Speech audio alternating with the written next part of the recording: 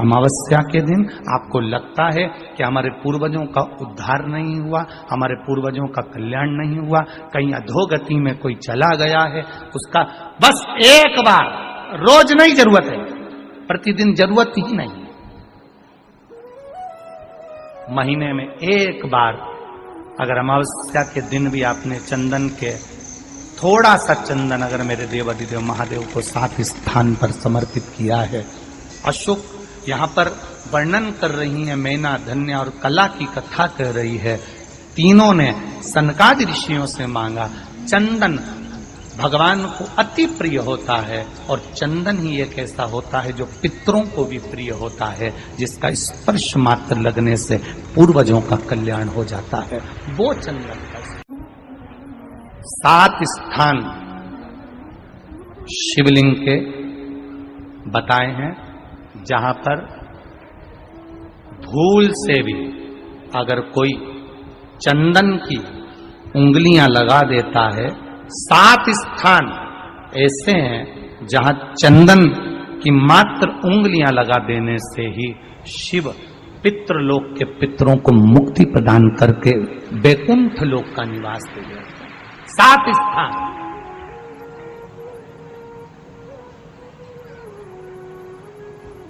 और वो 7 स्थान जो चंदन के बताए गए हैं, पहला भगवान देवाधिदेव महादेव के शिवलिंग पर चंदन का लेपन।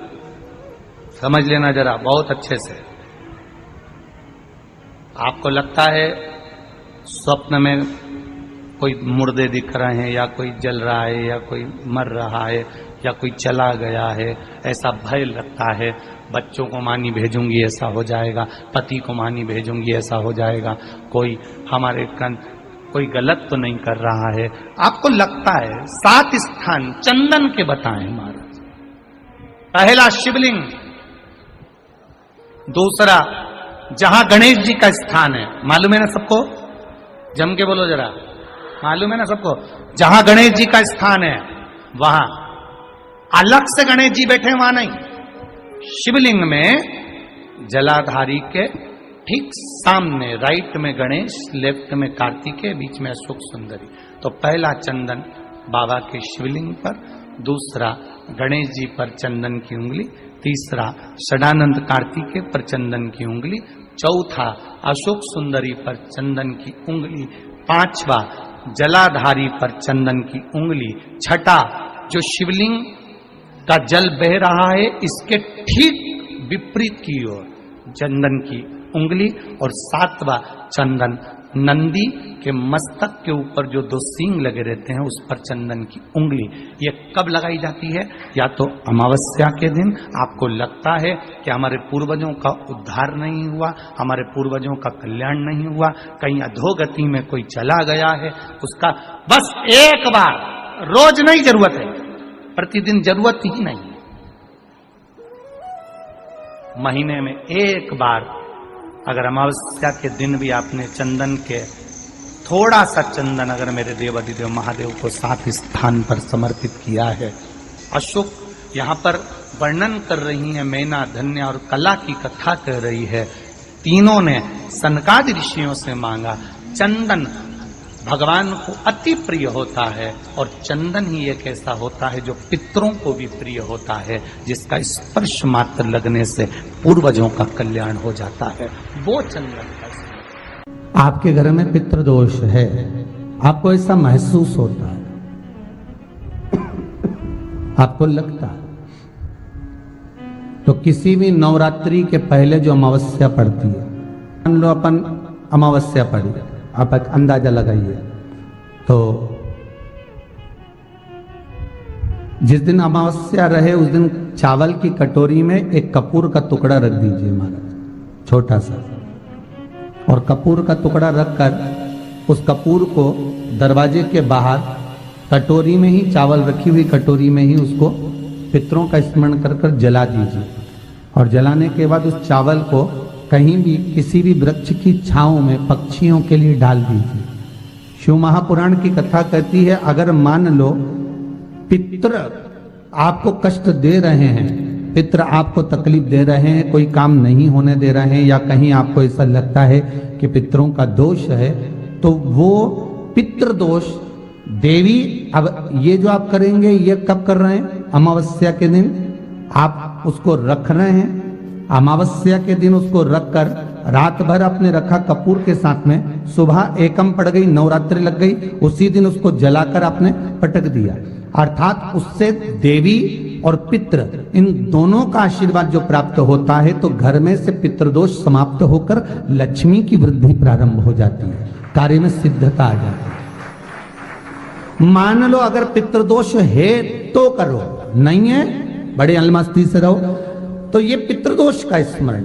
तो यहाँ शास्त्र कह रहा है कि पितरों का जो लोक होता है, पितर जो लोक होता है, उस पितृलोक में 64 योगिनियां प्रवेश नहीं करती। शिव महापुराण कर रही है, शंकर की कथा कर रही है।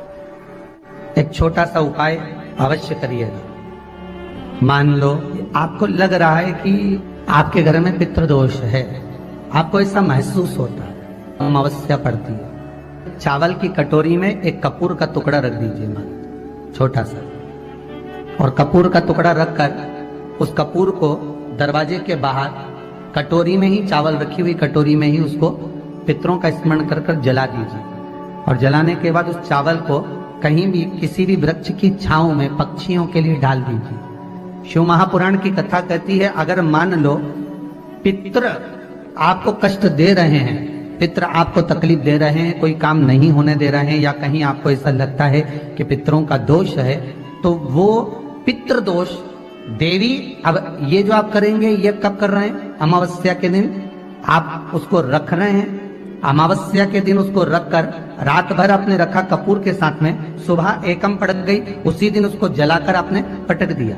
अर्थात उससे देवी और पितृ इन दोनों का आशीर्वाद जो प्राप्त होता है, तो घर में से पितृदोष समाप्त होकर लक्ष्मी की वृद्धि प्रारंभ हो जाती है। अमावस्या के दिन प्रदोष काल में, प्रदोष के समय पर, प्रदोष काल में शाम के समय पर जाकर किसी भी नदी, तालाब, बावड़ी, कुआं, कहीं ना कहीं जो आपके पास में हो, वहां पर एक घी का दिया, बत्ती का मुंह दक्षिण की ओर कर कर अवश्य जला कर जाना, सारे पितृ दोष समाप्त हो जाएगा।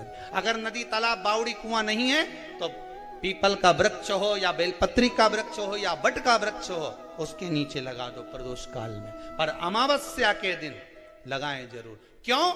क्योंकि अमावस्या 16 दिन तक पितृ मृत्यु लोक में आने के बाद में भोजन ग्रहण करते हैं। अमावस्या के दिन पितृ शाम के समय प्रदोष काल में शंकर भगवान का नाम जाप कर कर नदी, तालाब, बावड़ी पर पानी पीने जाते हैं। वहां से जल का आचमन कर कर पितृ अपने लोक को चले जाते हैं प्रदोष काल के समय पर। इसलिए प्रदोष काल में जलाशय के पास में बावड़ी, कुआं, नदी, तालाब के किनारे पर दिया लगाया जाता है, दक्षिण की ओर मुख कर कर बत्ती का, तो पितृ आशीर्वाद देते हुए जाते हैं कि फलो फूलो, आगे बढ़ो, उन्नति करो, तरक्की करो। ये पितरों का आशीर्वाद रहता है, पितरों का वर रहता है। आप देंगे, कुछ करा ना करा, फिर अमावस्या के दिन उस दिन दिया दक्षिण की ओर बाती का मुख कर कर। 7 स्थान ऐसे हैं जहां चंदन की मात्र उंगलियां लगा देने से ही शिव पितृलोक के पितरों को मुक्ति प्रदान करके वैकुंठ लोक का निवास देते हैं। 7 स्थान, और वो 7 स्थान जो चंदन के बताए गए हैं। पहला, भगवान देवाधिदेव महादेव के शिवलिंग पर चंदन का लेपन। समझ लेना जरा बहुत अच्छे से। आपको लगता है स्वप्न में कोई मुर्दे दिख रहे हैं, या कोई जल रहा है, या कोई मर रहा है, या कोई चला गया है, ऐसा भय लगता है, बच्चों को मानी भेजूंगी ऐसा हो जाएगा। जिनके यहाँ पितृदोष होता है, काल सर्प दोष होता है, वास्तु दोष होता है, उनको ज्यादा कुछ नहीं करना होना। महाराज एक बेल का फल लीजिए, उसके अंदर का जो गुर्दा होता है, अंदर का जो भाग होता है, उसको निकाल लीजिए, और उस बेल के फल में आटा सेक कर उसमें शक्कर मिलाकर उसको उसके अंदर भर। अमावस्या